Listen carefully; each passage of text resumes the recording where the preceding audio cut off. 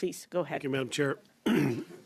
Minister, you rejected all of the amendments that this committee duly approved in the legislation.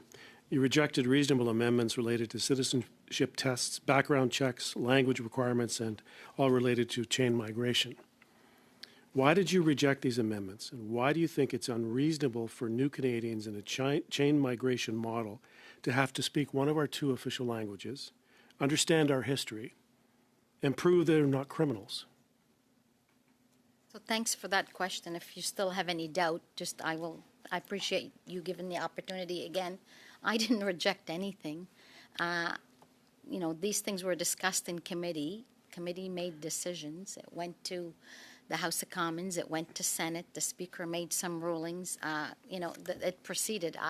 I am one person, Well, you know, in the overall scheme of Minister, things. you lead the charge when it comes to legislation like this. If you had recognized the importance and the relevance of the amendments that we put forward, you would have championed them in the House and not have them wholly rejected by the House of Commons. You lead this portfolio, and these were important amendments that this committee accepted.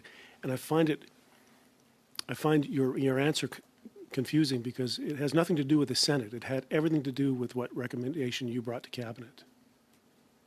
Again, if you're talking about the Lost Canadian legislation, that is that what you're talking about? Well, yes, but what in this it's effectively a chain migration model, and the people that are eligible through that model could be criminals that have served time, been convicted, and released, but because of a loose connection to Canada, would automatically have an access to Canada without a background check, without a language requirement, without a knowledge of Canadian history. Why would those reasonable recommendations be rejected? So again, I believe the committee had a chance to hear different perspectives on that. There were things made. We did, went to and the we House of recommended Commons, changes, it and they went were to Senate, accepted. and that has now been dealt with until, you know. So you're okay with allowing people that may have been served time, criminal charges, criminal convictions in other countries with a loose connection to Canada could ultimately obtain Canadian citizenship? Look, we have a robust system that would deal with that. Those that But have the dealt legislation doesn't require the robustness to take place. They are automatically entitled to Canadian Well, citizenship. we were talking about people that were born after 2009 or whatever the date but was. we're that also were talking about going to subsequent be generations. infants and children. We're also talking about subsequent generations in perpetuity, actually. Well, from here on in, it'll be newborns largely. So newborns and their newborns, somebody goes to jail. No, if they have a tie to Canada. But again, we dealt with all of this before. I think today we're here to talk about the estimates, and I actually have the CFO, if you know, and you know, a lot of representatives here to answer valid questions on that. On that, let me move on to some. IRCC is requesting $17.1 million more for grants and contributions for the Interim Housing Assistance Program. This funding goes to provincial and municipal governments to address extraordinary interim housing pressures. Can somebody define for me what extraordinary means? And is this in any way similar to the housing program that asylum claimants use to commandeer hotels in key tourist zones in my area of Niagara?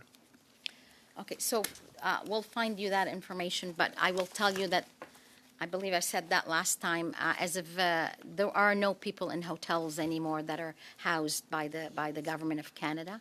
That has ended.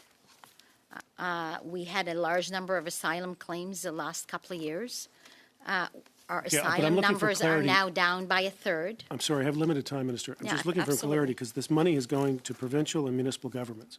What oversight do you have after and what conditions and terms are these municipalities bound by to obtain this money, and where's the money going?